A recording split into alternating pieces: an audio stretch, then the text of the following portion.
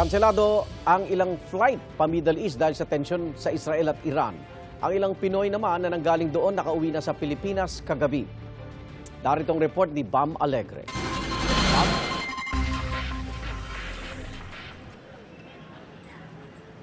Igan, good morning.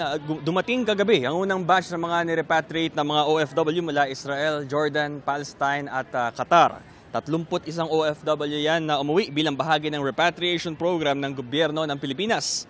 Sa gitna ng tensyon sa Middle East, nagkaroon ng delay ang biyahe dahil panandali ang isinara ang airspace ng Qatar matapos bombahin ng Iran ang US base sa Doha.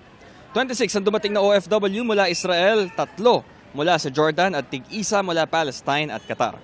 Binigyan ng 75,000 pesos na financial assistance ang mga OFW mula OWA at may iba't iba pang mga ayuda mula sa ibang mga ahensya. Sa ngayon, wala pa namang mga stranded na mga OFW dito sa departure area ng NAIA Terminal 1 na patungong Israel, Iran o iba pang bansa sa Middle East. So ito ang latest na sitwasyon mula rito sa NAIA Terminal 1 para sa GMA Integrated News. Bam Alegre, balik sa inyo dyan, Igan.